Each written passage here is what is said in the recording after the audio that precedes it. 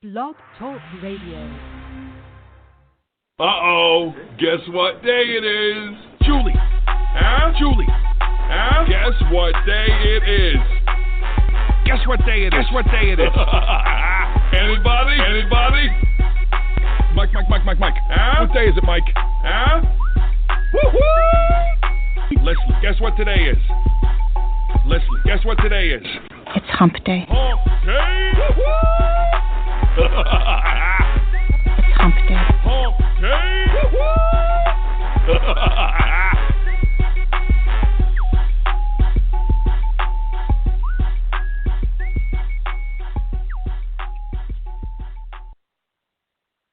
Welcome, ladies and gentlemen, to the Donelson Files. This is Tom Donelson and Coco Konski. I am the chairman of America's PAC. I'm also the project director for America's Majority Foundation, the author of 8 books, including the most recent book, The Rise of National Populism and Democratic Socialism, What Our Response Should Be. And Coco. Hey guys, what's going on?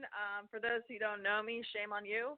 And for those who do, you very well know I'm a writer. I co-host the show every Tuesday and Wednesdays, and lots of other things. So thanks for listening. Yeah, well, we got a lot to do today. Here's what we're gonna do. We're gonna do a couple of things differently. First, we're going to do our strange stories because we've got some good stories. we have some amazing stories, actually. We got some amazing stories. Then we're going to take scenarios, and we're going to do something a little different. Yeah, we're going to basically take scenario. We're going to play president. And let's say, because there were some very interesting points made. I would just like to say that I think everybody out there would totally vote for me as president. I'm just going to put that out right now. I'm very likable, so, you know. Yeah. So, and it looks like, is that Dr. Larry on the line? Yes, it is. Oh, my goodness. Hello, Larry. How are ya? Well, Merry Christmas. Merry Christmas to you, too. Yeah, okay. Well, Dr. Larry, and so I'm assuming you're joining us for the fun tonight? Well, no, I was just checking in to see how everybody's doing. Oh, okay. We're all good. We're all good. Yeah. Well, I'm glad to hear you're back in the saddle, Coco. I am back in the saddle. I did take a little vacation, which was lovely. So now I'm ready to get back and piss off as many people as I possibly can. So there we go. Where are you located now? I am in Glendale, California. It's a little suburb of LA. Okay. You so know, you I haven't... got back from Vegas. No, I am not moving to Washington D.C. I am staying right here. So. Well, the last time you were here, you were talking about moving. I just wondered. Right. That was a while ago. But no, I am moving to Burbank, California. So that's exciting. You know, it's another little section in LA, and I'm very excited about that. So. Well, that's congratulations. Thank you. It's always good to be excited. It is always good to be excited. I agree with that. Yeah. Well, I tell you what, Dr. Laramie, I know if anything, you want to kind of stick around because first we got some really interesting stories that you may want to comment, and then we're gonna do, like yesterday we had Peter Mansour on our show, and he made some observation foreign policy. So I thought what we would do tonight is do scenarios based on the things he said last night. And what would you do as president if presented with this scenario that he talked about last night? So, Tom, am I correct? We're doing some role-playing tonight on the air. That's right. Oh, role-playing on the air, yes. President Coco. President Coco sounds amazing, by the way. I want to thank you guys for your support, and I will ensure that every little boy and girl gets free access to Pornhub. So, did I just say that? I said that. Okay. Yeah, you said that. I'm back, guys. I'm back. You guys You're missed back, me. yeah. I can tell. Okay. Here's the first story. Full of vinegar. Here's the first story. Yeah. Here's the first story. You gotta love this. All right. British woman organized a medieval duel to the death between her husband and lover to win her affection. Essentially, Right. But a Lithuanian immigrant to Great Britain is writing to a 25-year-old prisoner in Lithuania. So they have a pen pal deal going. The guy gets out of prison and decides to come move to London to be with her. Of course, she's married, and her husband, and the husband says, I don't want a divorce, and I'm not going to give you child support. This is nonsense. So both men claimed the woman as their own. So here's what she supposedly did to settle matters. In East London, they had a medieval duel to the death. The winner gets to keep her. Was there like a consolation prize? I mean, well, the only consolation prize. Let me get this, guys. Let me get this straight. Okay, so a married woman, starts writing this guy pen pal in jail, and her husband was not okay with that and refused to grant her divorce. So then she ended up doing a medieval duel in her basement, and winner gets all? No, the alley. It was done in the alleyway. So they got swords and everything. Oh, it was done in an alley. Okay, it was done in an alley. Yeah, well, and they did speaking as someone who is friends with a lot of Lithuanians, does not shock me at all that they would do this. They're very domineering and very alpha, especially the females. So the minute you said Lithuanian, I was like, I may know her, but I do not. Yeah. I'm sorry, yeah. I do not. Like I say, yeah, obviously, okay, this is a great, I think this is how all divorces should be handled, in a medieval duel. Yeah. I am all for this. Yeah. Well, here's the thing. Her husband was stabbed to death. Jesus Christ. With 30, he was stabbed with 35, yeah, 35 wounds to the neck, chest, and shoulders before he died. So he was cut up pretty badly. Yeah, so he was cut up pretty badly. So he died. So what's the question? So basically she's been arrested. Yeah, there's no question. But actually, I guess it's one of these stories. I'm thinking to myself, this is crazy because obviously the boyfriend gets arrested for murder, and now she's being arrested for an accessory and charging that she manipulated these two men and obstructed justice. So that trial is still going on. So needless to say, so I was thinking to myself, so you're absolutely good. What a great way to settle divorces. To settle divorce, yeah, I was thinking that. No, that's awful. Why? What goes through your mind? I don't want to divorce my wife, but I also don't really want to be with her, so I'm going to participate in a duel in the alley with my wife's lover who just got out of prison. This makes all the sense in the world to me. Yes. I guess the other thing, I wonder if one could do this for, let's say, people who have affairs. And they just simply say, okay, in order for me to pick and choose, you guys fight to the death. This is very Renaissance. This is very Renaissance. I don't know. Hey. Obviously this is horrible, and it's obvious.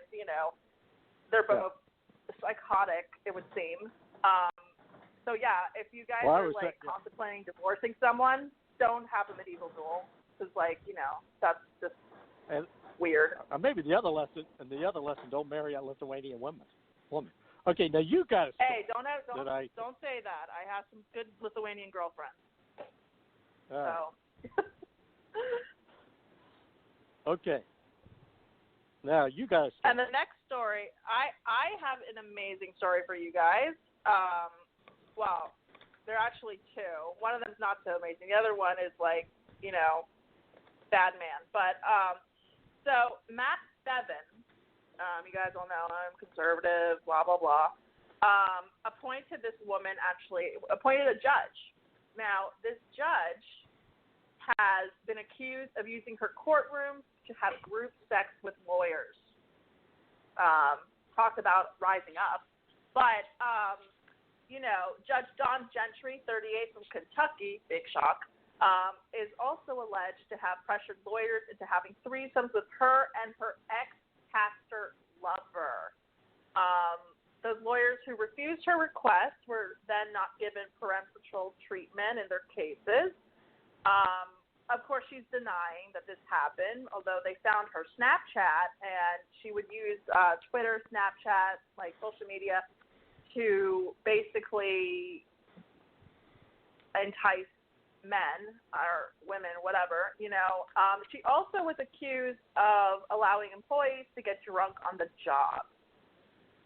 Well, I can't imagine working in Kentucky without getting drunk, but, that's me. Yeah. This whole case is just like, there's so many innuendos you can make just by reading this story. To me, it seems. I don't know your thoughts. I want to know your guys' thoughts. Well, actually, I'm reading this thing. The first thing that struck me was the ex-pastor part. Well, that didn't shock me. Most ex-pastors are like perverted. Yeah, so. And of course, like I said, she denied it, but this is just one of the stories you sit back and say to yourself, today, 10 years, if somebody was giving me the story 15, 20, I would have a hard time believing it. Today, I'm no longer shocked by it. Right. No, but it's like it literally gives them a new meaning to all rise up for Judge Gentry, literally. So that's the only innuendo I can come up in my head. Okay, Dr. Larry, your thoughts there? It's too complicated for me. I'm a simple soul. Yeah. Indeed. Indeed. All right. Well, like I said, this is Tom Donelson, Coco Konski. We got Dr. Larry on the line on the Bachelor News Radio Network. And by the way, if you want to get more details on our great shows, the BachelorPadNetwork.com. And the Bachelor spelled BATCHELOR PadNetwork.com. The BachelorPadNetwork.com. You got all of our great shows. In fact, while we're also at on it, WCOM. We're also on WCOM. So check us out, guys. Yeah. Please. That's right, on Monday, 6 to 8, Eastern Standard Time. If you want to hear another view of the latest developments in Trump's Washington, listen to the Dr. Larry Show. Every Wednesday at 7 p.m. Eastern. Dr. Larry is a former businessman, entrepreneur, college president, and author who provides background and context for current events and trends in politics, education, foreign policy, and religion from a conservative perspective. Tune in and hear the other side as Dr. Larry talks with Washington insiders exclusively on blogtalkradio.com and the podcast at thebachelorpadnetwork.com. All right. We definitely encourage that program. That's right. The Dr. Larry Show follows our show every Wednesday, and during the week, it follows our show. For example, midnight, we have our show at midnight. You have your show at 1 p.m. Pacific time on the on the Bachelor News Radio Network when you go to the website. And 10 o'clock Eastern time is our show. 11 o'clock Eastern time is your show, Monday through Friday. So, all right. This is okay. We're going to come back to some stories a little bit later, but here are the scenarios that I'm going to throw back in. And also on the line, joining us from South Carolina is our good friend Pam. Pam, how you doing? Hi, Pam. I'm doing all right, Tom. Hey, Coco. Hi, girl. How are you? I'm doing fine tonight. Awesome. Yeah. Awesome. Okay, here's the scenario. Now, we had this conversation yesterday, And, yesterday there was that report that came out basically saying, in effect, about Afghanistan, that was linked to the Washington Post. Namely, we had no clue what we were doing. Nobody knows what the heck to do. Billions of dollars are being spent. They had somebody was saying, they had like $3 million, and they were saying, and I was like, I can't remember the amount of money. All I know is somebody asked this guy, how do you spend? He said, look, I couldn't even spend this in a congressional district, much less here. And last night we had, like I say, have you had Peter Mance on your show, Larry? No, I have From not. Ohio State. Yeah. Okay, here's the thing. He made some interesting points. Essentially, he agreed with the idea. Hey, the war's not winnable, but it's like as long as it's there, we can't lose, but we necessarily aren't going to win the war either. And so here's what I was thinking. This is why I thought we'd kind of do it in this way. Okay, your advisor comes up to you, President Koko Koski. Great powers can afford billions of dollars a year. We got 10,000, but that's not a big, major portion of our arms and harm's way in Afghanistan. Now, Mr. President, we can't win the war, but if we stay, the Taliban can't lose the war. Eventually, you're going to have to make a deal that the Taliban respect the government in Kabul. What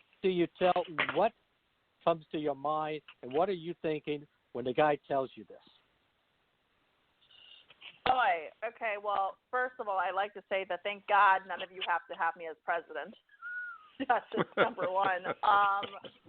Because I honestly, I wouldn't know. I mean, obviously, if it's, fighting for your country and, you want to win, obviously. And at some points, you're going to win no matter what it takes to keep your country safe from those trying to invade. So I would obviously listen to my advisors. I wouldn't want to pick people who are what you would call yes men. I would pick people who have been in this situation for many, many years, and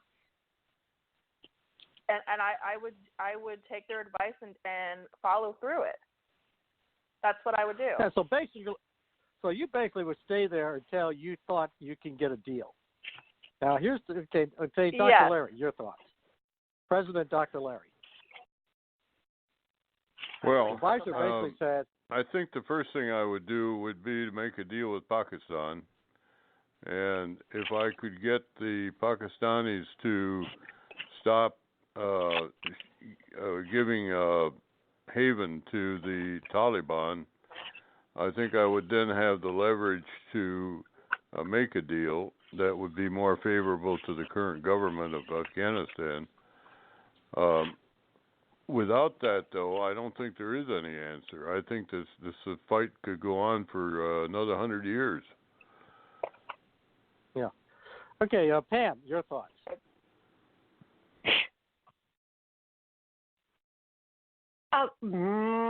This is not popular because I am a conservative type person, but I wouldn't have gone.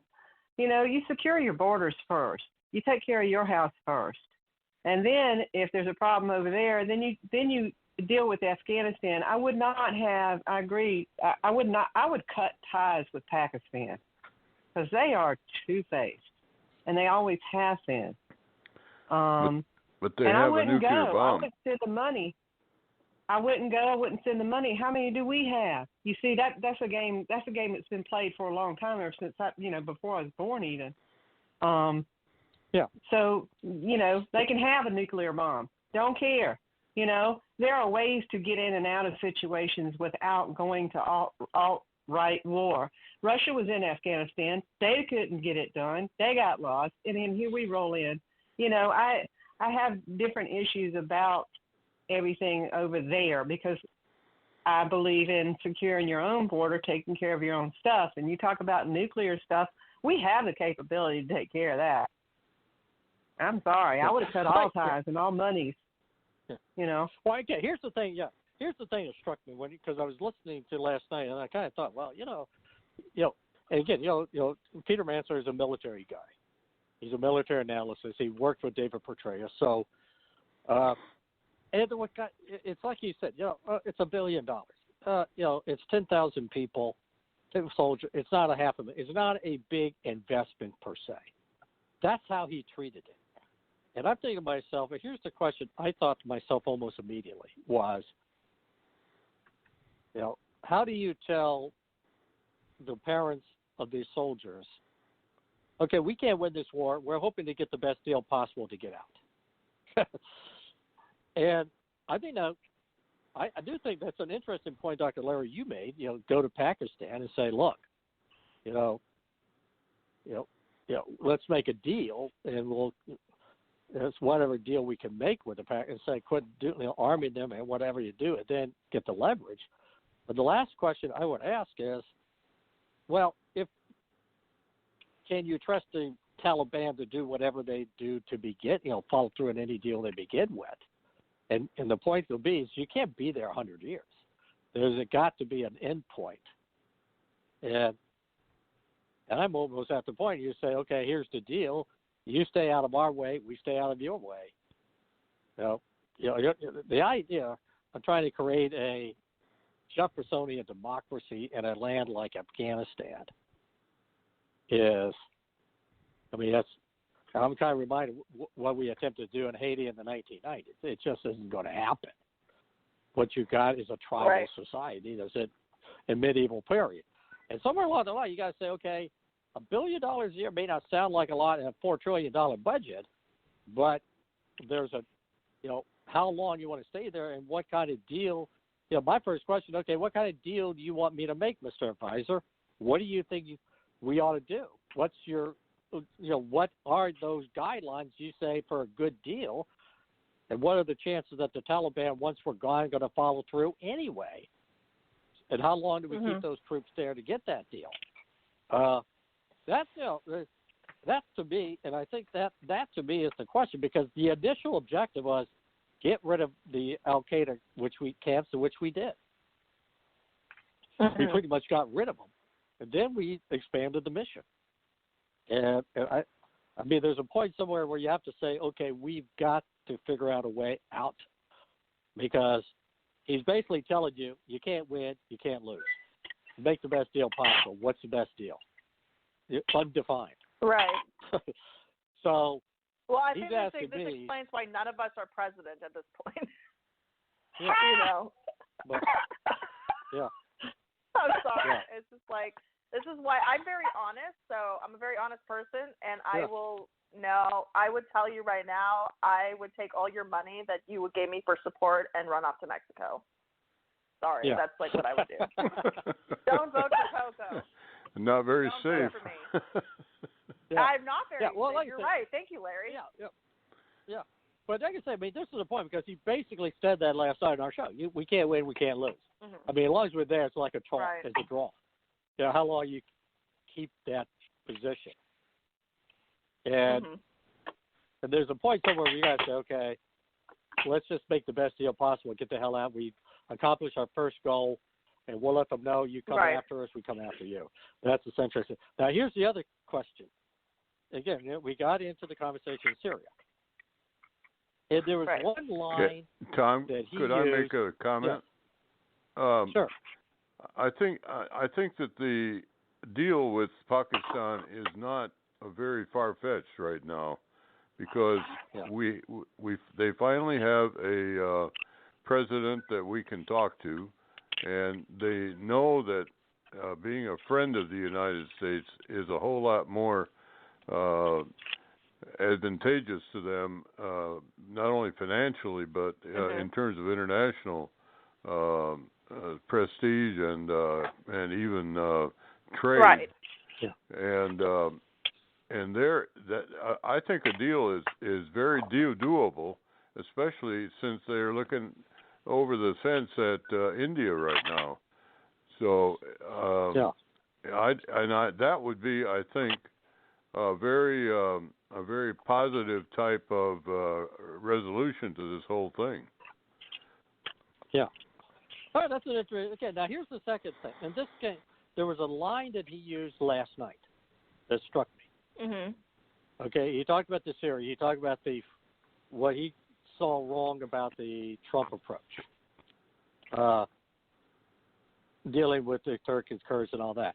But there was a line that he used. He said, "We are the glue that keeps everybody from killing everybody else." Is essentially what he said. That struck me in this way: is that all right? Is our policy in Syria based on a day we're keeping everybody from killing everybody? Is that in our national interest? What do you do? I mean, that to me is that scenario, because he's basically telling President Coco, President Tom, President Larry, President Pam, we're keeping the peace. Is that enough of an objective to put our soldiers in harm's way? If Turkey says, "I want to deal with the Kurds," or the Syrians want to do something, or whatever case may be, is that enough of a reason to put those people as a tripwire? My thoughts. So, okay, I'll start with you, Coco. Oh boy.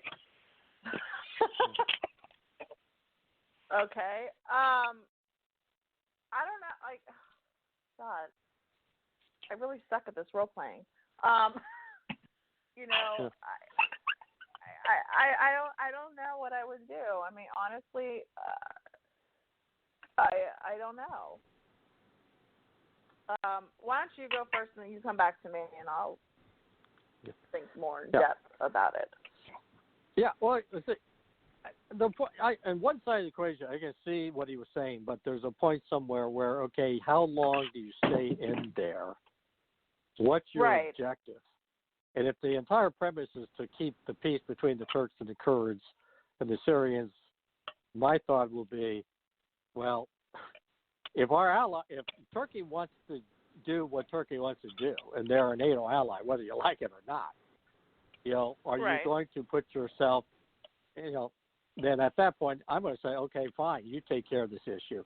It's your responsibility to take care of ISIS and any of these terrorist groups. We expect you to make sure that they don't come back after us. We're going to hold you responsible for that. If that's what you want to do, and we all and draw a demarcation, and you draw a demarcation line between you and the Kurds in Syria, and follow that line. You got your additional territory to protect your country from any potential terrorism from that particular branch of the Kurdish movement. That's how I would handle it, because there's a point because he's basically saying, because do we really want to be there trying to keep everybody from killing everybody? And that's what they've been doing for how many decades. Okay, Dr. Larry, you're right, and that's not going to stop. That's not going to stop either. It's not going to be like, oh, okay, well, now war's over. Okay, let's all be friends again. That's just not how it goes at all. Yeah. Yeah. You remember the Lawrence of Arabia movie? And I never seen it. There was a segment in there where Lawrence was captured by the Turks when he was undercover, and they tortured him in such a way that he essentially gave up. But that was going on, that whole fight between the Turks and everybody else, especially the Arabs, was going on, in the 1910s, and the solution that we now have came out of the World War I. So it's been around for a long time. And the question of what do we do to stop it? I mean, I think we are well on the way to having a position that we don't have to defend. Namely, we set up that no fight zone between the two countries, and now we're not even patrolling it. The Russians and the Turks and the Syrians are in charge of it. So if something blows up now, that's not our fault. Yeah. Okay, Pam, your thoughts. I got lost because I was listening to Larry.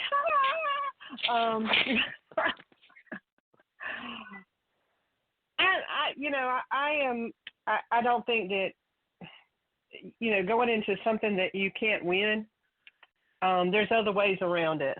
There's other problem-solving strategies we have rather than put boots on the ground. And I will go back to that. I am the person that sits there and like what one life is worth all this. But I agree with Dr. Larry. This has been going on for so long. And people forget this is different culture. There's tribalism. And there are people on both sides that don't listen to their established government because it's a tribalistic, feudalistic type of thing. And I still have problems with somebody saying, let's be peacekeepers. Well, then pay us a little bit more money to be peacekeepers, and we won't be spending this money on that. Well, That's we're all. not now. Okay. Yeah. All right. We're pretty much out of it. Yeah. All right. I'm talking about it when we were talking about all the other scenarios also, Yeah. We shouldn't Right. be the peacekeepers of everybody. Yeah. All right, hold on to that thoughts. We are going to, this is Tom Donelson with our good friend Pam from South Carolina, Dr. Larry, and Coco on the Donelson Files on the Bachelor News Radio Network. Join Barry Barnes for Locker Talk on the Bachelor Pad Network as he presents NFL news and evaluates players. Fridays at 9 a.m. Eastern at blogtalkradio.com.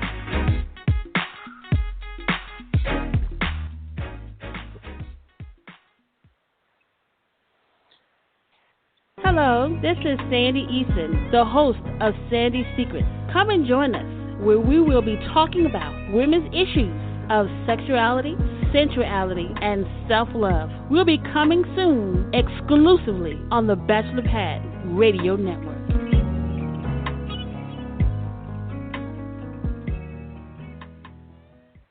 And those great programs are available on the Bachelor News Radio Network. You can get there on bachelorpadnetwork.com. You go down.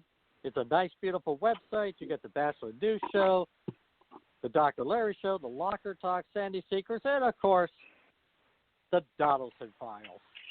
So all of those programs are available for your listening pleasure. Okay. Let's go. Okay, here's the case. The advisor tells you we can't win a trade war with China. It's probably, you can, we know they're cheating on all these agreements. It's just the way they are. At that point, what do you say? And I'll start with President Larry. Well, I would not accept that we can't. I don't know that we need a war. I think that we have a great deal of leverage on China, and that it's being. I think the main thing they have on us, in terms of leverage, is that they usually don't have to be in a hurry. But frankly, right now they do have to do something, because there's getting to be a lot of unrest. And Hong Kong is not the only example of, it's the most dramatic example, but there apparently is a lot of unrest. If you talk to the folks at the 100, that is the 100. The leadership is 100 of the most prominent Chinese Americans who are very interested in trying to have good relations with China, and also have a lot of contacts over there. They're saying that there's a lot of problems in the provinces right now, because all of the the bad economy that they're for them that they're facing is actually hitting the provinces. So that all of that means that there is a lot of pressure on the communist leadership to do something to get the economy going, and the main obstacle to that is the United States. So I think we can win. We don't want to have a war, but we can have a contest, and I think we're winning the contest even now. So I guess I would not accept the advisor's advice. I would go with the president. You would send him packing. In other words, you would send that advisor packing. How's that? You would send the advisor packing. I would. At least I wouldn't listen to him. Okay, Pam, your thoughts? Oh, I totally agree with Dr. Larry. I totally agree with him. I agree with him a while ago. I agree with him now, totally 100%. But I would fire the advisor. Mhm. Yeah. You know, I would fire the advisor, because right now I think the advisor's giving me like bad advice. Yeah. Well, here's the thing. I tend to be a free trader, but there's also, how do you get a country's attention when you know that they're doing the following? Not just because what China does is not just trying to put their own barriers, but they steal your technology. And they basically say, if you do business in China, you've got to basically give them more than 50% and pretty much access to your patent rights. So in effect, they're not playing by anybody's rules but their own, and they're supposedly a member of the WTO. So I would say, to me, it would be like, no, if you're going to be part of the WTO and you're going to be part of this trading system, this is what you need to do. If not, we're going to penalize you. We have other trading partners. And I would go, for example, we're going to probably end up with a NAFTA in about 2 or 3 weeks past. We could certainly design trading with the European bloc countries. If Great Britain tomorrow, if Boris Johnson wins, you got Brexit and you got essentially a free trade agreement with Great Britain sitting right there. So you've got options to go out and do. And a lot of these a lot of the American business are now kind of looking at things, why don't we go locate in Vietnam? Why don't we go locate somewhere else? So they've got their options as well of where to go, maybe even go back to Mexico to have access at our markets. So, even Adam Smith noted there were times and places that you did, in fact, practice a little protectionism to open up more trade down the road. Coco. Yes. All good answers. I clearly provide the comedic relief here because like I said, I don't know.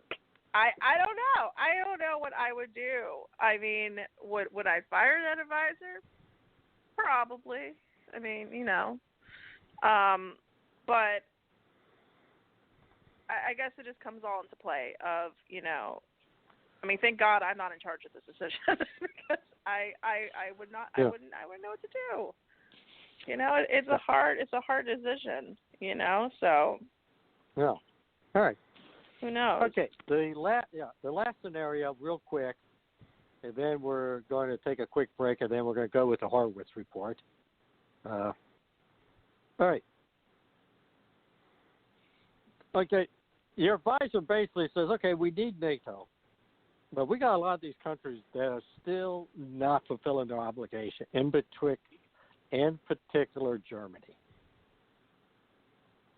And who's the biggest, basically is the biggest, the most powerful economy, the biggest and most powerful, you would have to assume potentially the most powerful army. Mm-hmm. Okay, so do we, if they continue not to meet their obligation, let's just say they're decided we're not going to meet our obligations, do we stay or do we end NATO, our agreement with NATO? Your thoughts? We'll start with Pam. I don't think we need to end an agreement. You put pressure on them like you would anybody who doesn't pay a loan. You know, you just sit back and wait and say, okay, no more. Pay up. And I think you would wait. I would wait that situation out. I really would. Okay. Dr. Larry. Well, I must admit I got diverted while you were putting your scenario together. I think that the issue of you're talking about the issue of Germany and the dues for NATO. Yeah. Basically, what I'm saying is these countries have decided, okay, we're not going to meet our obligations. Well, then I think that's an untenable position for them to take, and in order to do that, they're going to have to sacrifice a lot of other things that we might be able to help them with, starting with the importation of their cars. I think we could, we would have to get. I would say we would have to get rather drastic, and if it meant taking the tariffs on their cars coming into the United States in order to pay for their protection of NATO, then so be it. I think we have to get tough. All right, Coco. Yeah, I'm in agreement with Larry, 100%. All right. Like I said, I'm going to give my first thought very simply is NATO has been the most successful alliance probably in history. And certainly of all of the things that has kept the United States and Europe together is NATO. As we talked last night, now, I made the point last night, there's too many Europeans who are under the illusion that they can turn Europe into a separate empire of its own as a counterweight. But the reality is that they can't. And I would kind of put the pressure and say, look, you have an obligation. Fulfill those obligations so we can keep the peace into the future and keep the Europe united as a community of nations. Because to me, NATO has probably been the one force that has kept that continent together and kept the continent pretty much at peace. And that in and of itself is worth something. And as somebody once said, Mansur made this point, NATO was pretty much designed to keep the U.S. in, the Russians out, and the Germans down. Yeah. And so that is there. All right, we're going to take a quick break. This is Tom Donelson, Donelson Files, along with Coco Konski, Dr. Larry, and our good friend Pam from South Carolina.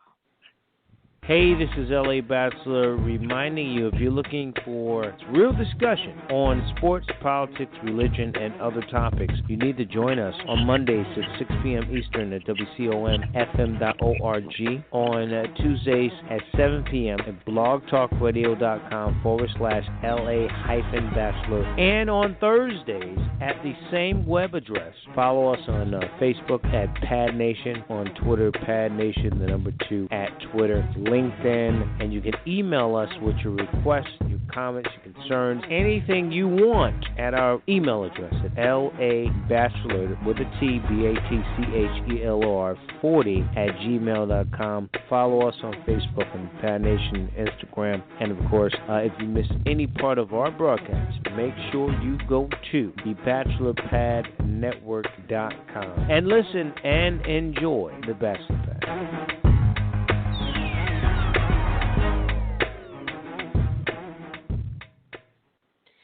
That's the Bachelor Pad. Follows is on every Tuesday. Follows the Donelson Files on Thursday, 6 to 8. Plus, it's on 6 to 8 every night on the Bachelor Pad News, on Bachelor News Radio Network, on thebachelorpad.com. And don't forget, ladies and gentlemen, if you want to comment on this show and say what a great show we've had tonight, you can. We do have a Twitter site at Donelson Files, and just say, "Gosh, Tom, you and Coco are just so darn good, and what great guests you had tonight with Dr. Larry and Pam." Oh, absolutely. And if you don't say those things, we block you. Yes, we do block you. Yeah. So, all right. Okay. Has anybody other than myself actually read any of the Horowitz? Yes, I have. The what? Okay, Pam, have you? I watched quite a bit today, so. Yeah. So yeah, you probably. What are you watched the asking? Okay, the Horowitz report on the visa abuses by the FBI. Oh. Yeah. Yeah, so, yeah.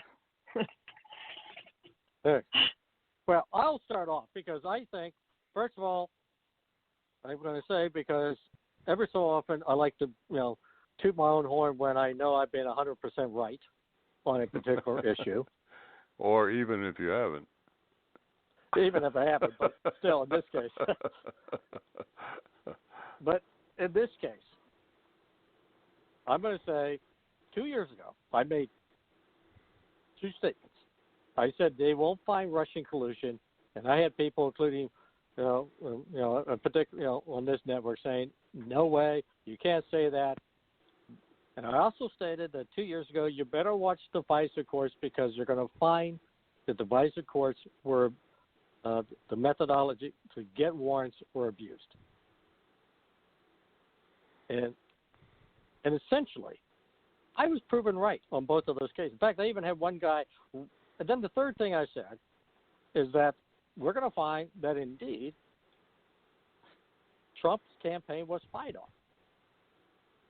And I remember one guy even getting out the dictionary, reading to me what spying was, and saying, basically implicating I'm an idiot. Now, I won't ask that guy to apologize because I'll just simply say he was based on the knowledge he had. I'll just simply say, I'm right, he's wrong. But one of the points I'd made from day, on this whole thing. If we are talking the abuse of the FISA courts, we are talking the FBI essentially massive violation of civil liberties. That's a nice way of putting it. Basically, breaking the law and essentially being able to spy on any American citizens they choose. And as I stated, if you let them, when you're talking about that, I mean, if a president can try to spy on someone who's running, who's a vice president, imagine what they could do to someone who does not have that high ranking, someone who's just like an average normal citizen. And that's a question to ask also. Yeah, well, here's the bottom line, because here's the bottom line. There's no doubt. I mean, because what we're looking at is maybe they basically, because what Horowitz did, he, for the most part, limited his investigation to the Carter page. He did go really beyond that. And there were literally 17 different violations.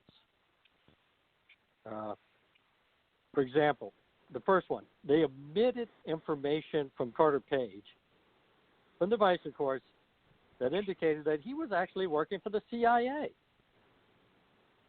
They miscategorized number 2 was Christopher Steele, prior work for the Department of Justice, and they overstated his significance of past reporting. In effect, I could go on down the line. I mean, there's literally 17. The error number 4. The FBI failed to inform the FISA courts on an article they used in the warrant to prove that there was something there, that Christopher Steele was the source of the article. Number 5,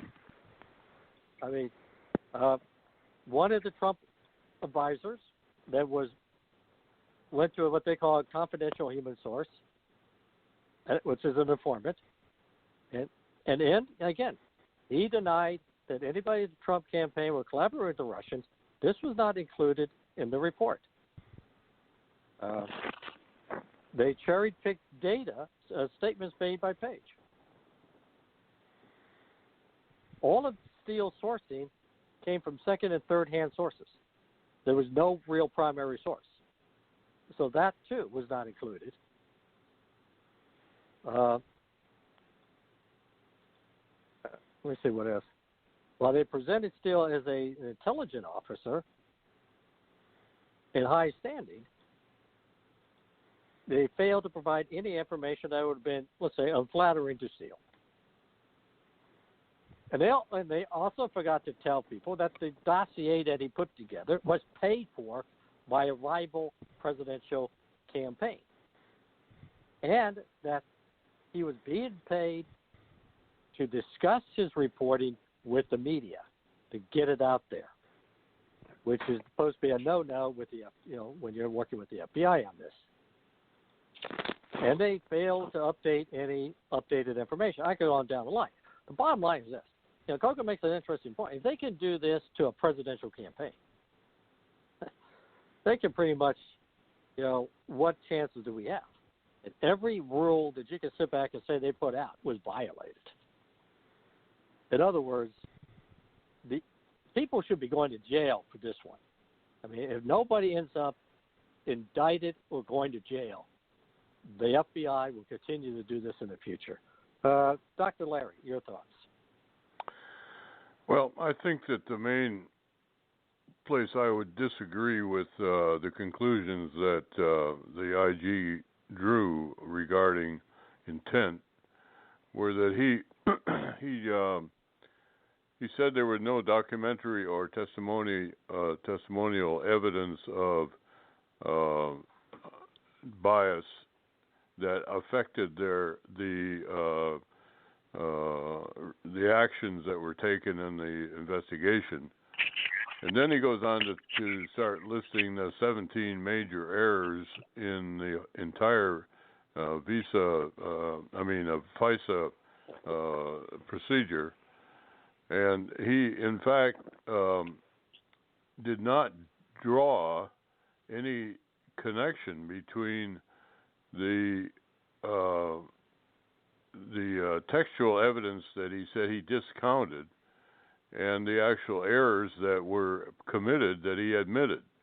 It seemed like you would have to be deaf, dumb, and blind not to understand that if people are writing those kinds of emails to each other and then they go forward and make all of these major errors of omission and misrepresentation and downright lying in the FISA cases that they present, then I think that there's something very wrong with your understanding of cause and effect. And I believe that the man was unduly influenced by, and I'm talking about now about his motivation, that he was unduly influenced by the people that he goes to work with every day. Yeah. Pam, your thoughts? Hang on, I have my hands in my dishes. Oh. My thought is, number one, when did the IG report, when did he start doing his investigation? Because Lisa Page is suing the government. Now, when that lawsuit went in, I don't know if any of her texts and stuff would have been admissible because they're tied up in another case. I mean, I'm not a lawyer, granted, but I'm like Dr. Larry, like, how in the world did you miss this? Well, how would you miss that? Is that evidentiary stuff tied up in another, like her lawsuit, to where it can't be used? Actually, no. In this thing, because regular folks are seeing it. Yeah, because here's the problem. Here's the thing. Her emails and her text messages with the Peter Stoltz, they were already a public record in a previous Inspector General report. So, I mean, that's already out there. Yeah, I'm just curious is there any parameters to where they had to look at this Inspector General's report? Did he have parameters saying he couldn't go look here? He had to look at just what was presented, and if it's Schiff presenting this stuff, you know what I mean? That totally screws the whole thing. Are there parameters and laws that, he could not look outside that box and look at what we all know? He has no idea. I can't figure it out. I can't figure it out myself because, oh, my God, anybody else would have already been wrung and fired and sued and, everything else, and these people have still got their jobs. Yeah. Well, they're still walking around. The thing is, the investigation was limited in scope to Carter Page. They pretty much limited, and he doesn't have the same power. And to go back to Larry's point, the Attorney General doesn't buy it either. I mean, he pretty much stated that, on NBC last. Yeah, I don't buy it either. I don't know if you guys heard the interview that he had with Peter Williams on NBC. It's on video. You can get it on YouTube. It's worth listening because he didn't buy it either. I mean, his point was very simple. There was very little evidence to even begin the case, and they knew after the election that the evidence they were presenting to the vice courts was basically false or a sham. They knew that. But so the real question to me would be, and this is why I'll ask all three of you, is this thing was signed off on three different occasions by people like Sally Yates, James Comey, and other people within the Department of Justice with authority. In other words, these people had to know what they were signing off on. And what is their responsibility? Because here's to me, the key element in all of this is this starts at the top. I mean, this was not a bunch of rogue agents doing this. This reached right into Comey, Yates, into a hierarchy of the Department of Justice and the FBI. It's not just a bunch of rogue agents doing this. And the point, I agree with you. That's why I think people. Which leads me to the interesting point before we leave. We've got about 3 minutes left before we go onto our next show. As everybody knows, on the Donelson Files, we're pretty much always followed by the Dr. Larry Show. And Dr. Larry's show is going to be coming up here in about 3 minutes. But that to me is the key. Is the key element. I'll tell you what, Coco, I'm going to have you, say your piece, and then we're going to go ahead and begin the process of wrapping this thing up. What I found really interesting was, like, aside from Harris, I didn't see any other Democrats today questioning, the panel. So I thought that was a bit strange because you would think the Democrats would want to take hold and really dive into it. And the only one I saw was Senator Harris. So, that's one of the questions I wanted to ask, where are the Democrats? You would think that they would really want to be involved in this, and all I saw was Kamala Harris. So I guess that's one of my questions would be, where the hell are the Democrats? Well, they probably read the report and said, ready for cover. All right. Well, okay, Dr. Larry, who you got? Yeah, Dr. Larry, who you got on your show tonight? Well, I've got a very unusual show. This is all about the religious, the situation we're starting with the fact that they had 4 million youngsters of every single continent, all had a massive demonstrations around the 20th of September at the same time, and they were protesting against the inaction of the elders on the whole climate issue. And if you look at it closely, it has a lot of relationships to religion. And so we're talking to a guest that has sort of made up her own religion. And it's really pretty fascinating in a lot of ways. A little esoteric, but it's fascinating. Yeah. Yeah, we're going to stop right there because we're at the time where Coco and I will say we're out of time. The Donelson Files on the Bachelor News Radio Network. And Coco, I'm going to let you say goodbye, and then we'll move on. All right. Well, I want to thank everybody for listening. Again, download us on iTunes, WCOM. Check us out. Again, till next week, I'm Coco, and I am saying good night.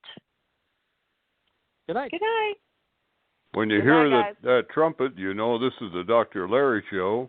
I'm Dr. Larry Fidois, and I'm your host for the hour. And tonight we are going to be talking about climate change and is it a new religion? It is a new apocalyptic vision which has triggered religious fervor.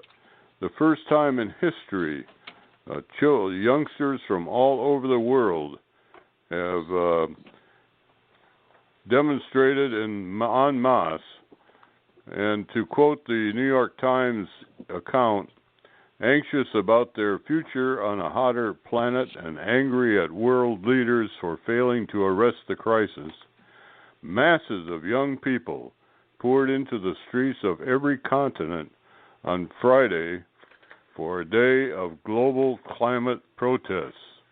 Organizers estimated the turnout to be around 4 million in thousands of cities and towns worldwide. That was the New York Times on September 20, 2019. So what is the motivating force which could impel such an amazing reaction of youngsters all over the world, except, by the way, China? Clearly, the threat of extinction is taken so seriously by so many youths that they felt compelled to participate in this effort. What has convinced so many in so many places simultaneously? Apparently, it is the vision of a planet Earth being baked into destruction by the sun's rays. This vision seems to have originated from the speculations of climate scientists as interpreted and simplified by activists. Cold, neutral, formulaic science could never have elicited such emotional reactions.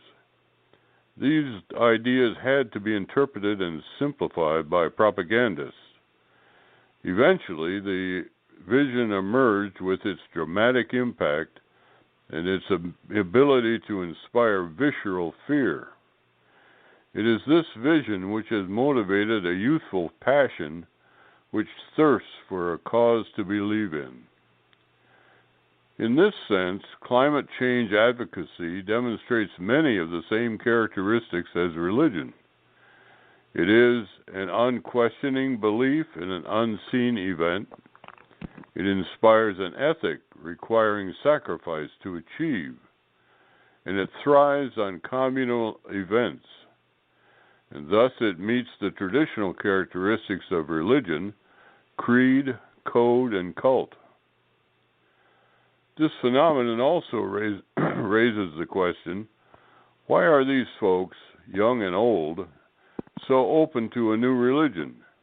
Why are they not dedicated to the traditional religions of their elders? Or more concretely, why has the Western world witnessed such a precipitous decline of traditional religious practice in recent generations? The answer to these questions lies in the disconnect between the common life experience of our modern culture and the worldview of traditional religions.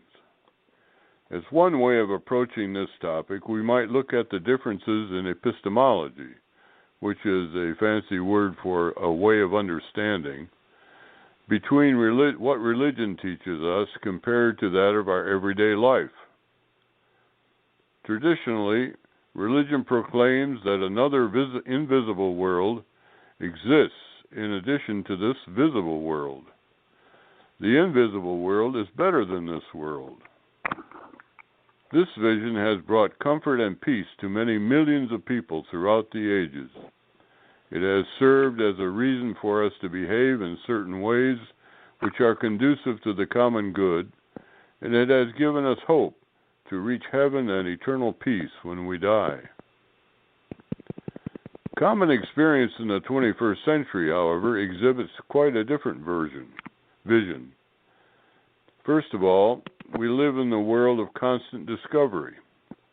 While many aspects of this world are invisible, such as thoughts and emotions and happiness, it is also true that our science is based on the presumption that all reality is ultimately physical, even if it is too small to be seen, such as atoms, too large to be understood, such as the universe, or discoverable only through its effect on things which can be measured, such as neutrons.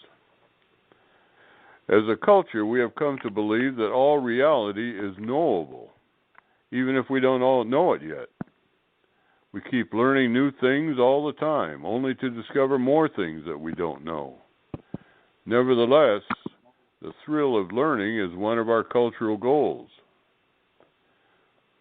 It is the task of theologians to conceptualize and explain the spiritual dimensions of our human experience and the connections between our life experience and our traditional beliefs. It appears that today's theologians are asleep at the switch. Our culture cries out for an ethic which takes the world we live in much more seriously than does traditional religion. To achieve that ethic, a new vision must be developed, one which understands the beauty of the universe, the world we live in, the body we have been given, and the ways in which this visible world must be treated in order for us to achieve happiness and satisfaction in our interactions with this world, with our community, and with ourselves. In such a vision, we see technology as an extension of our body, machines to take us farther and faster than our legs could carry us, to make our minds more agile, our imaginations more original, our views more expansive. We see our love extended to other races and places beyond our natural limits, our talents challenged by new plateaus, and our world enriched by the newness of our life on earth.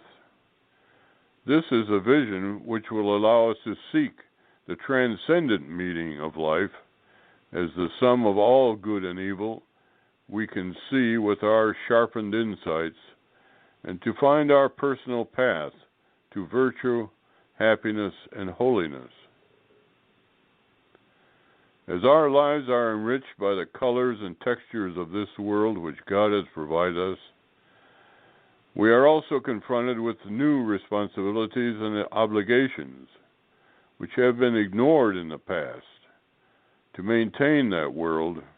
In some examples, while the absolute need for cheap and plentiful energy is granted, how do we justify digging coal at the risk of black lung disease for miners?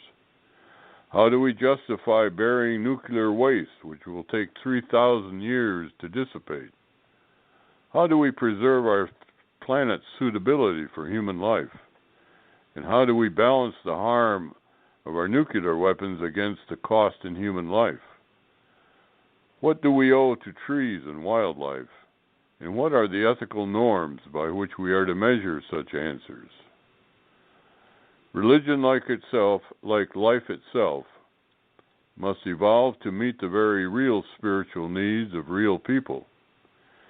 If organized religions fail in this fundamental obligation, people will substitute whatever they can find in order to satisfy the primal need we all share for spiritual nourishment, even if it is as flimsy as climate change. You're listening to the Dr. Larry Show on the Bachelor News Radio Network. You're listening to the Dr. Larry Show on the Bachelor News Network.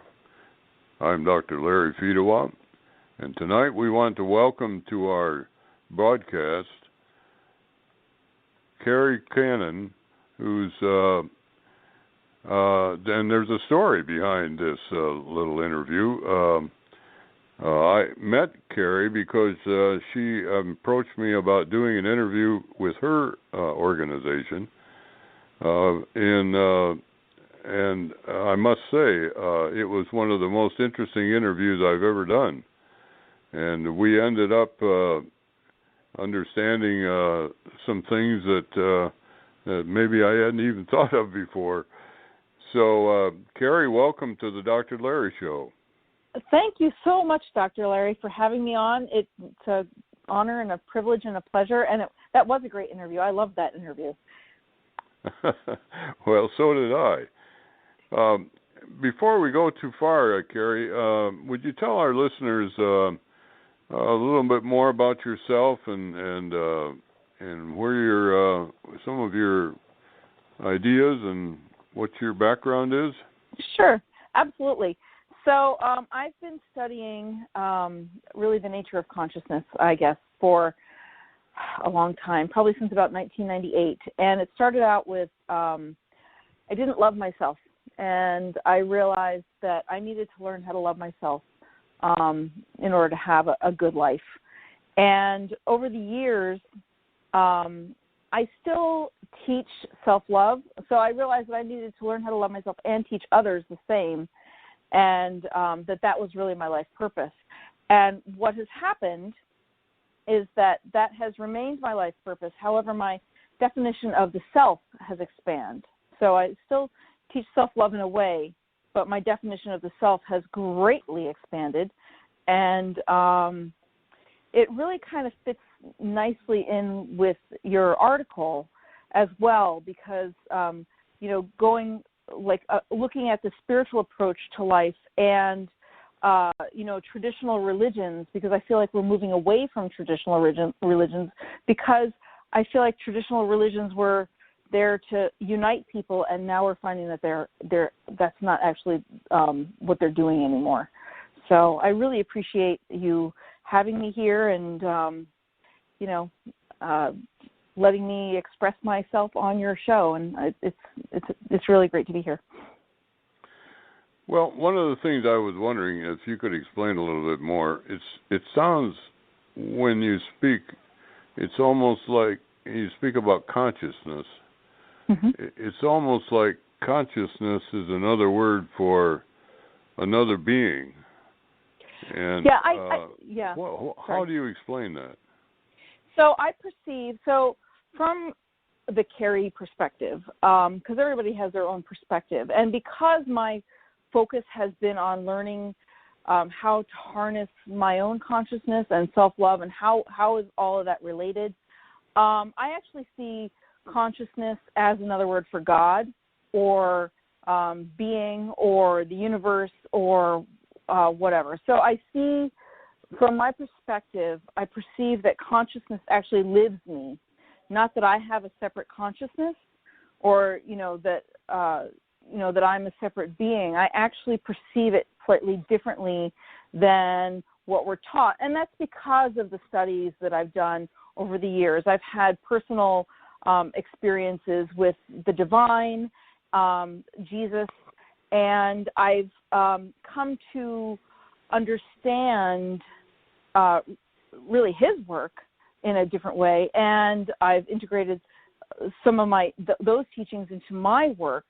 And since I perceive that consciousness lives me, and so in other words, like my eyes are the eyes of consciousness experiencing what I see through the perspective of Carrie, but it's not owned by Carrie.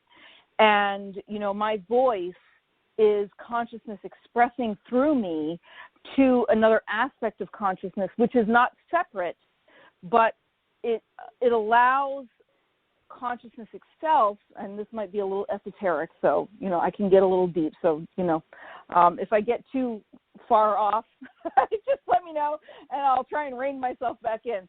But the voice and the ear, so my voice and you hearing me and all the listeners hearing me are all one consciousness experiencing itself as different perspectives. So I just kind of see things a little bit differently, and because of that, it allows me to claim different aspects that perhaps we've been taught are only gifts that the few have, but it's actually not true. We all have them. We just need to claim ourselves in a more broadened and expanded way, if that makes any sense to you whatsoever. So are you saying that consciousness is that there is one consciousness and to which we all participate in some way? Yes. So I'm saying that there's one consciousness that is every thought, every idea, every potentiality, most importantly, because there's more potential out there than there is material manifestation. And the potentiality of all of it, like we're all potential. We're all energetic potential in motion. And where we place our attention is where that energy flows, which is, I believe, why we're experiencing this. And I see the whole, people sort of banding together to, get upset or angry about, global warming or whatever, climate change.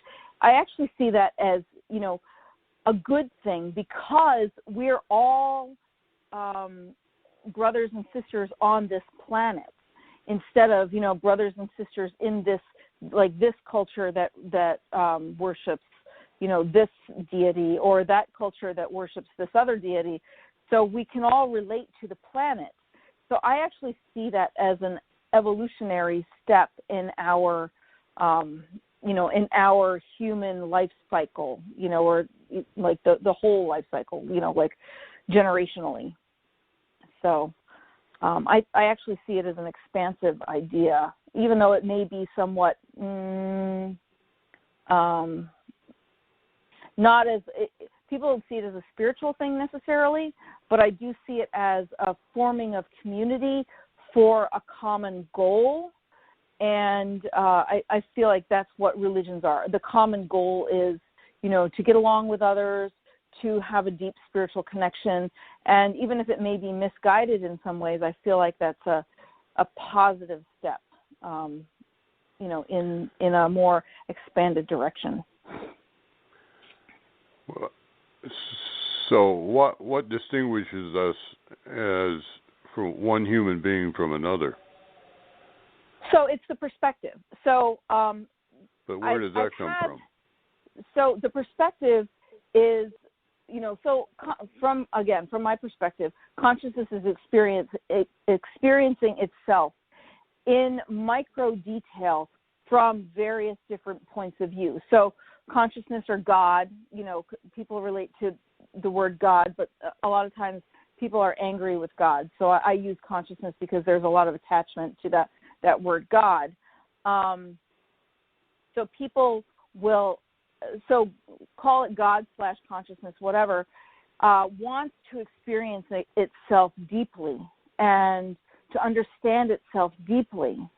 So from my understanding or my perspective, what I see is that consciousness kind of splits itself up into these various forms so that it can experience itself in micro detail. So, for example, let's say you have a raisin and you pull that raisin out of the box. And so when you pull it out of the box, it's sticking to other raisins and there's like a tackiness to it. And you put it in your mouth and there's this sweetness and there's like the skin that you bite into and there's this sort of rich flavor to it. And you experience it as other. You experience the raisin as other, something other than yourself. And you can't experience anything. You can't know anything unless there is something other than you. So if you remove your ability to hear and see and taste and touch and smell, then there's nothing to experience. So if you have others within this experience, and if you as consciousness split yourself off into like infinite different others, then you can experience yourself in such rich ways. So that's the way I sort of just experience life. And I mean, this can go into an esoteric conversation, but I don't think that's what you're looking for. Well, hold that thought. This is the Dr. Larry Show on the Bachelor Radio Network. You're listening to the Dr. Larry Show on the Bachelor News Radio Network, and we're talking to Terry Kynan. We're about to get involved in metaphysics, I think. Yes. So, yes. But I still don't quite understand how you differentiate. What is the origin of our separateness? So it would be our perspective. So again, but how can you don't have a perspective unless you're there? I mean, there has to be a you there if you're going to have a unique perspective. So again, from the Carrie perspective, I see consciousness as living through me, as a perceptual point of view within a field of consciousness. So, like Carrie, So what distinguishes you from somebody else is that you have you are the recipient of different experiences and different physical qualities which give you then a perspective that is separate from everybody else. Is that that what you're saying? Yeah, sort of. So each person experiences themselves as an individual. Yes. However, why? Yes. Because that's the illusion that we live in, of separateness. So we experience ourselves as. Seems to me that that's a given then in your philosophy. That we are separate, or that we're united. Well, that we're separate with a vision that is longing to be united with other into a whole, so to speak. Perhaps, but I see it flipped around the other way. So I see it as one consciousness experiencing itself as individual aspects, individual parts. So let me put it to you in a different way. Yeah. So water, there's water in our air, there's water in our ocean, there's water in our bodies. Let's just think, pretend for a moment that water is the thing that binds all of life. Or we don't even have to pretend because we can totally see that. So that water is the thing that binds all of life. Now let's take that one step further and say that water is the thing through which life experiences itself, because there have been studies that water holds energy and water has memory and things like that. What? So wait a minute. Water has memory? Yeah. You're saying that water is intelligent? Water has, I don't know if water is intelligent, but water can hold memory. So if you pollute water or if you do something to water, it'll show up in crystals as a different, it'll be changed. And it will resonate with the changes that have gone on within the water. All right. Now, of course, the same thing, though, is memory. What's that? That is not quite the same thing as saying that water has memory. Well, it can get changed by external factors.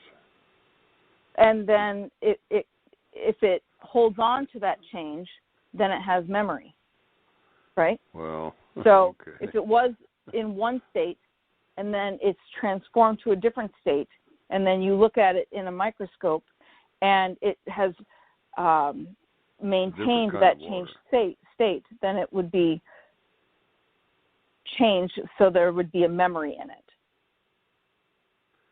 Does that make sense?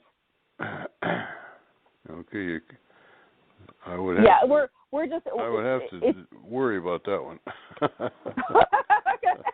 Well, let's just forgetting about the so say. But like, you could say I think example. you could say that if the water were the force of life, and that it takes different shapes or different characteristics as in various forms throughout the universe, that it's still water.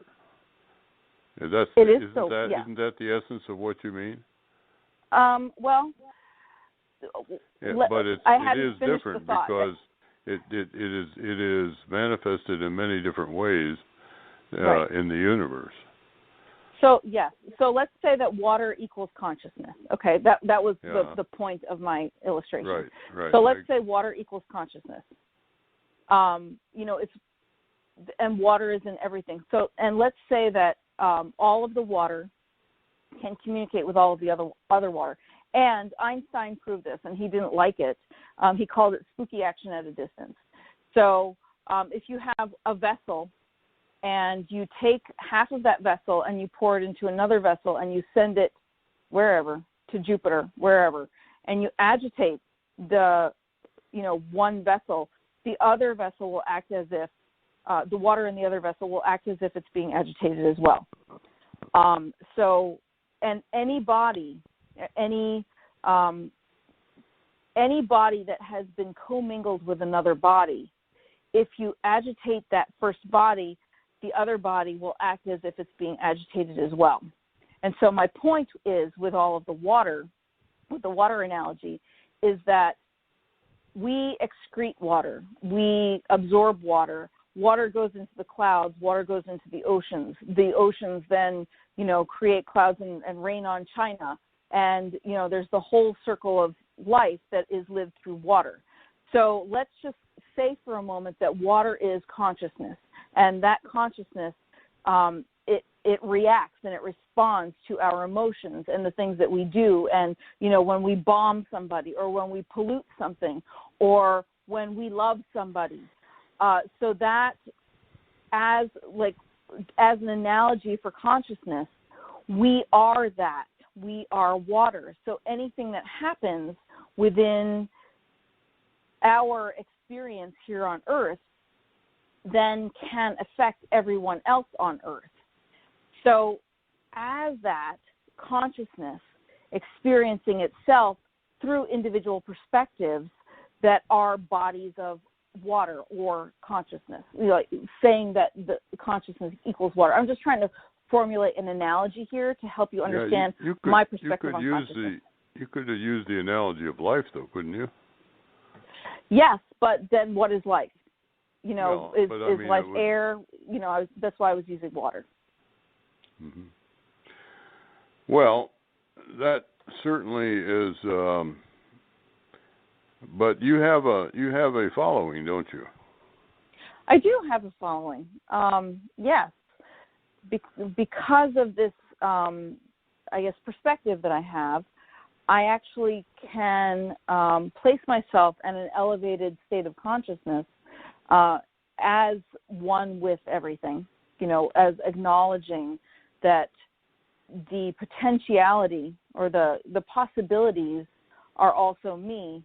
As that, and then from that perspective, I can call forth things in people's lives where they've been struggling and maybe have not been able to make change themselves. I just ask in a way that allows for people to experience change that they perhaps were not able to do on their own.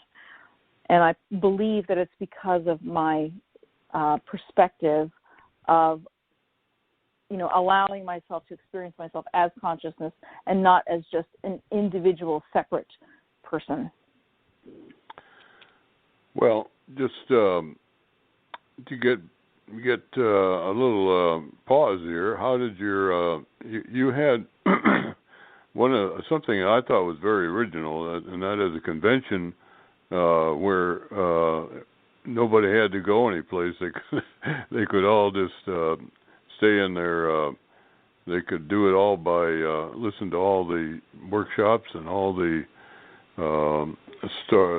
stories by remote control, which is a virtual convention, I guess. How did it come out?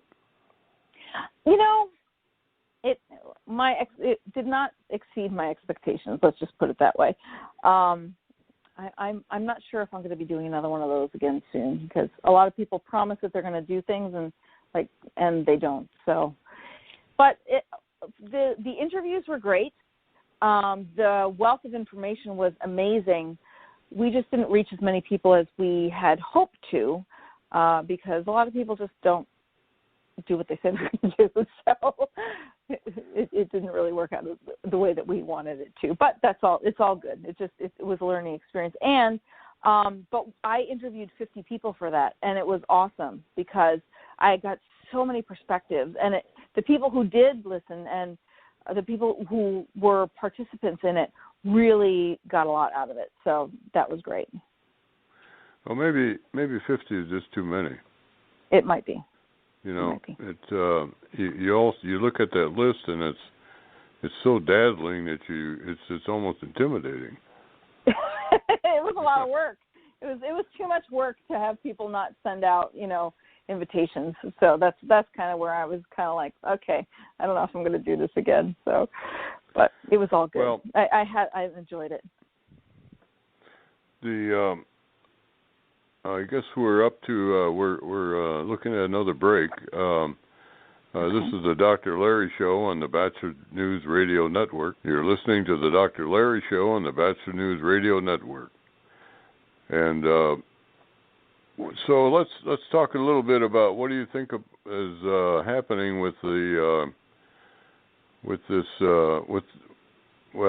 you mentioned something about the decline of organized religion in the U.S. I guess in much of the world, particularly the Western world, and of course the Middle East is actually doing a revival. It's not very friendly to the West, but a lot of this terrorism is certainly a revival of the kind of primitive level of Islam. How do you assess all of this?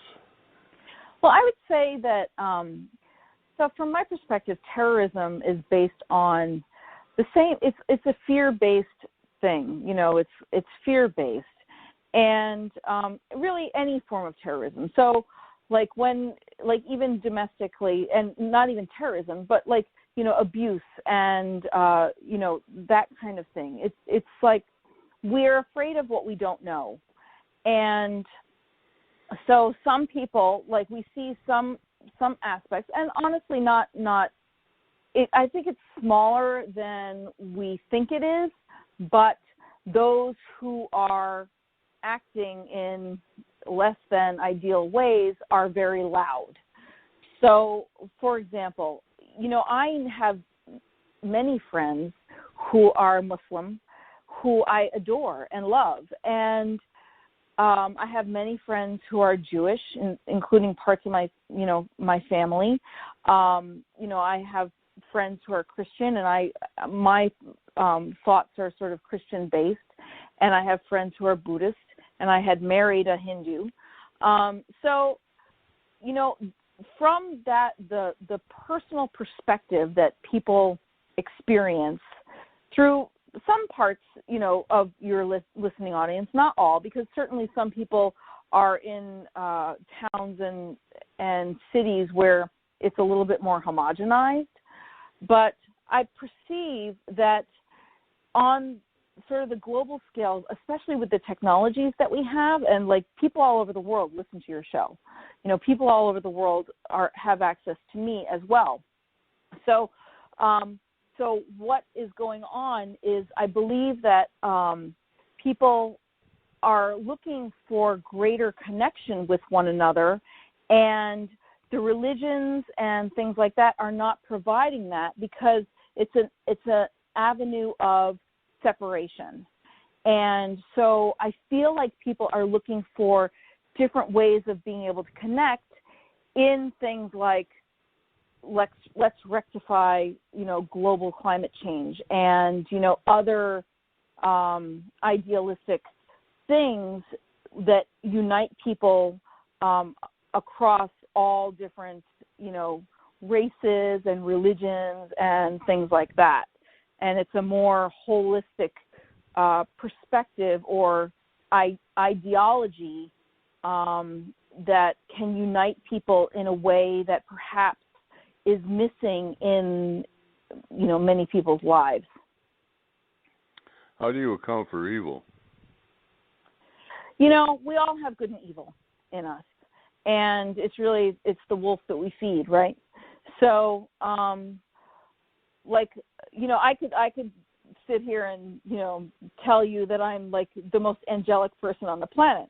But you talk to my family, and then they can only stand me for a certain number, a certain amount of time.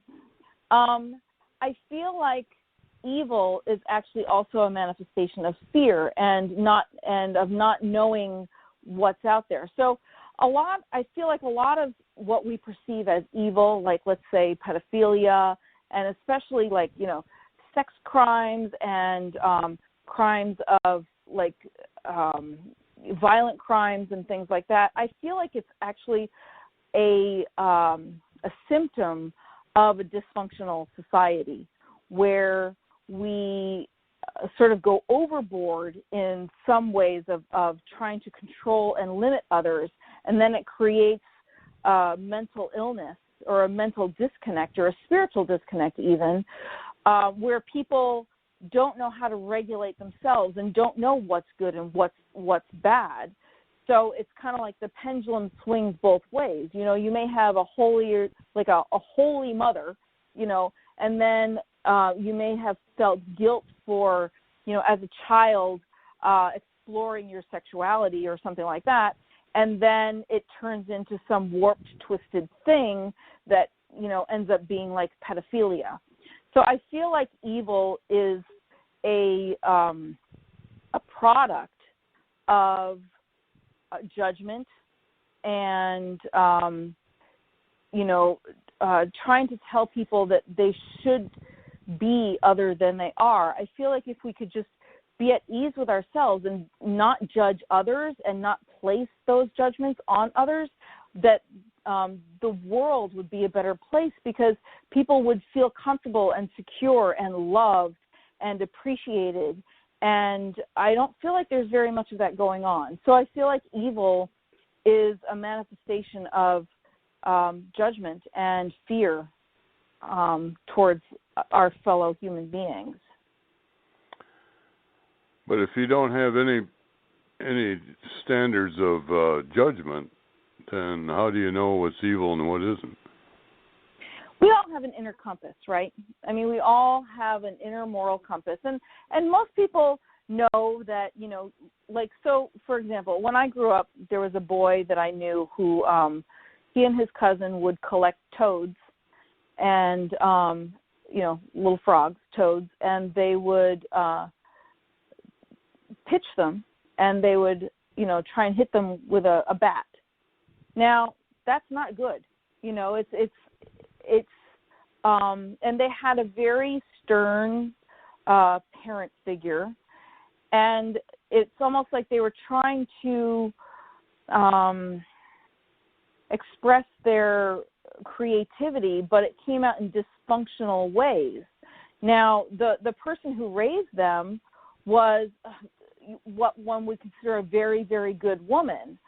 But then at the same time, there were huge constraints on them, and it limited their freedom. So then when they had some freedom, it came out in dysfunctional ways, like, killing toads to play baseball. So, again, I feel like, most of our dysfunction in the world is a manifestation of too many constraints, like too much of a stranglehold on a child's creativity and their ability to explore who they are in healthy ways. But where do you draw the line? I don't know. It's a personal thing, right? Because everybody has their own personal social? Journey. What's is it that? Personal? Is it really I would say personal, or is it social? like, well, it's both, right? So certainly if you don't grow up in a society, in a culture where there are other people and you don't have to live with anybody else, it doesn't really matter, right? Pretty hard to do. What's that? Pretty hard to do. Yeah, exactly. So it's personal in a way where we all have to take responsibility, first of all, for our decisions and our actions. So like these two boys, they may have, had dysfunctional behaviors, and then as adults, when they have a chance to look at that, that's something that one needs to look at and have the self-reflection ability to be able to look at. And not everybody has that. Like I know people who are, in their 70s who don't know how to look at themselves and don't know how to see how they may be responsible for their own circumstances in life. Where, I know children who can look at something and say, you know what, I was feeling this and I was feeling that, so I lashed out and did this. So it's like in that respect, it's personal. Certainly there's social conditioning involved. And again, I feel like most of the dysfunctional behaviors that we have are a result of too much constraint and not enough allowance of children to have their creative expression. So, like, let's say, for example, somebody is in a household where it's very conservative, very sort of homophobic kind of thing. And then there's a child in that household who perhaps a boy who likes other boys and doesn't have any interest in girls. And that child knows that if they reveal themselves to their parents, then their parents would disown them. So then in a situation like that child's natural tendencies or, the things that feel most natural to them are suppressed. So we know that when you suppress something, when you try and hold something in and you don't allow it to be expressed, then it'll just come out expressed in weird ways. Like if we're angry with somebody and we bite our tongue and we don't do we don't admit to it or we don't talk it through, it'll come out in, at work or in a different way, that rage or that anger, because it just becomes built up in us and it doesn't have a positive outlet. So I feel like most of our, what we consider evil is just dysfunction. Well, it certainly is dysfunction. I guess the question of where it comes from and where it goes and what do you do about it are at least as much social as they are individual. But nevertheless, it's there's certainly no question that there is a connection between functional difficulty in terms of self-realization and antisocial acts. Mm-hmm. So I mean that I think anybody would agree with that. Yeah, I think so the function of the group of the society in relation to individual behavior, however, is definitely has to be given some real weight, and it might be something you might want to think a little bit more about. But yeah.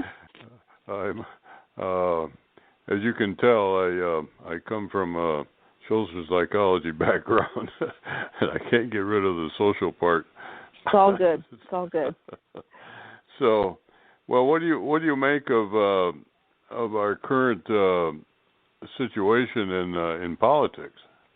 Now, you and I were talking about governance, and you drilled me pretty hard on that. So I'm getting back at you here. I feel like our current situation, honestly. So I'm kind of very middle of the road. So I think I might have told you before our interview before. I used to live in Minnesota, and I got to vote for Jesse Ventura, which was awesome. Because during that time we had Hubert Humphreys, I don't know, the third or whatever he is, the sixth, I have no idea. And then we had Norm Abrams. So Hubert Humphreys was Democrat, Norm Abrams, and then we had Jesse Ventura, and Jesse Ventura kind of went right down the middle line, and he ended up winning the governor position in Minnesota. And right now, I feel like, so while we're talking, we're going through the impeachment process for Trump, for anybody who's listening to this later. And honestly, so I live in New York, and I didn't want to vote for Hillary. I didn't want to vote for Trump. I voted for somebody else. And I feel like our political scene right now is just a complete fiasco. I feel like people are, a lot of people don't like our current president. And I feel like we're spending, I don't know how much money in this process. I feel like they're, even though he may not do things that people like, I'm not quite convinced that he has done anything that's illegal or impeachable. And I just feel like it's a big, giant mess. I see that people are doing whatever they can to try and destroy, whatever. And I'm not sure that, first of all of the news that we have is true. Accurate. Yeah. And I don't know. I don't really have very strong opinions like this way or that way. I just feel like politically with any of the candidates really, because I feel like if our president were to go away or die, any of them, we would still live life the same way that we've been living it. And there are certain people in my life, like for example, I work with a woman who is Israeli. And one might expect that since she's Israeli, that she would be, anti-Trump. But she's a 100% Trump supporter. And honestly, she'll sit there all day and she'll watch, the news about this. And I listen to her perspective. I listen to perspectives from other people. And, I don't really know, because I don't feel like I'm fully informed, or that any of us are really fully informed as to what's going on. I see a lot of finger pointing. I see a lot of anger. I see a lot of pain. But I don't know where the truth lies in all of that. I just feel like it's a big fiasco right now. So you're saying that my columns are not helping you? Well, I don't like when it comes to the mainstream media. It's really hard. Like yours, I can read your column and I can say. So it's funny because I can read your column, and the same with all of. So living in New York, there are fewer Trump supporters obviously than there are none. So reading your articles and talking to this woman that I know from Israel, it sheds a different perspective on things. And I don't know. I feel like perhaps the man has done things that are wrong, or what people would perceive as bad, or that are actually bad, or whatever. But is it so bad that we need to make it our one mission to try and impeach this person? And by the time this whole process is done, it'll be a new election. Like, we're already in a new election cycle. So I don't know. politically, I'm not somebody who maybe should be listened to. When it comes to metaphysics, that's one thing, but politically, I don't know. I just feel like it's a big, giant mess right now. I feel like it's a big fiasco. So what are you going to do about it? I'm just going to live my life. I'm not going to see what happens and live my life. And, whoever is elected in the next cycle, and I will vote because I vote every election, then we'll see what that brings up. And every president that we have, people hate them, it seems. It doesn't matter who the president is. That's it's the most coveted but the worst job, I think, in this entire nation. So I certainly wouldn't want it. I'd rather do what I'm doing any day. So. Well, not everybody hates presidents, or else they'd never get elected. That's true. That's true. And I live in New York, so I get my news from this lady. That's against you right there. What's that? That's against you right there. Well, and I live, because I live in New York, because we're traditionally a Democratic state. No, I live in upstate. Where? You live in the city? I live in upstate. I live in the Albany region. Oh, well, I guess so we Albany have all the politicians here. Yeah. Well, there's talk that your governor may be one of the dark horse candidate that comes out of this whole thing. Yeah, I know. Yep. So I guess one of the things that really I get concerned about is I think that the whole story, so to speak, or the vision of the traditional religion is being neglected by the very people who ought to be the interpreters of it. But by interpret I mean that they should be figuring out how to talk, how to reconceive the message so that it is understandable and desirable and inspirational to the current generation, and I don't see that happening. I see a lot of ancient kinds of attitudes and language and this whole I guess the biblical emphasis, uninterpreted biblical emphasis is really quite foreign to a lot of people in the Western world these days. Yeah, I would say that's true. But my thoughts on that are so when I look at with my personal experience with the divine and with Jesus and stuff like that, the work that I do, I feel like I work with the divine, with Jesus a lot, and that he helps me. So and you feel like you're a Christian? Well, I don't feel that Jesus was a Christian. I mean, Jesus was not a Christian. I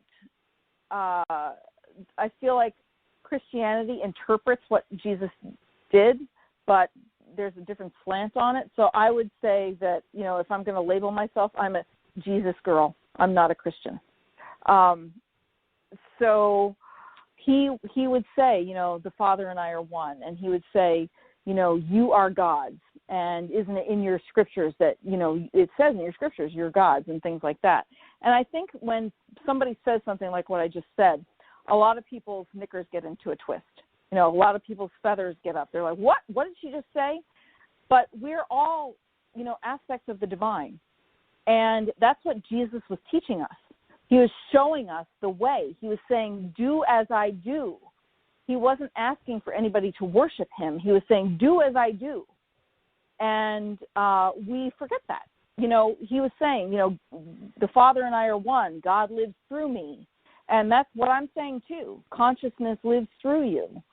And I think when people can get out of and I think religion, again, it divides.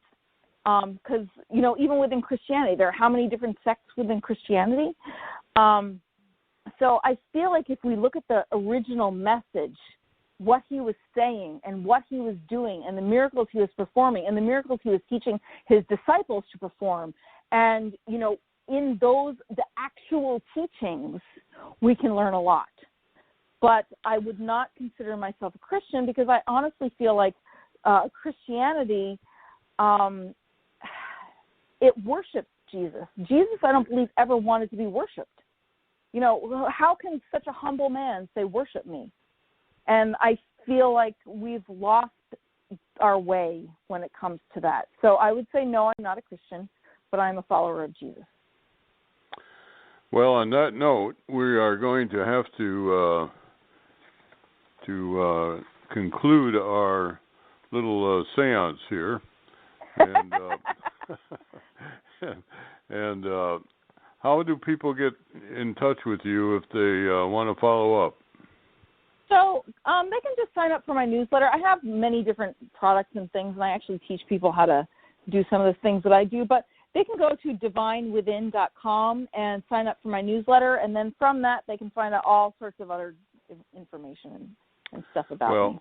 So that's we thank you for participating in the Dr. Larry Show, and for those who would like to follow me a little more carefully, you can look at my website, drlarryonline.com, and you'll find most of what we deal there in one way or another. So this is Dr. Larry saying good night and God bless everybody.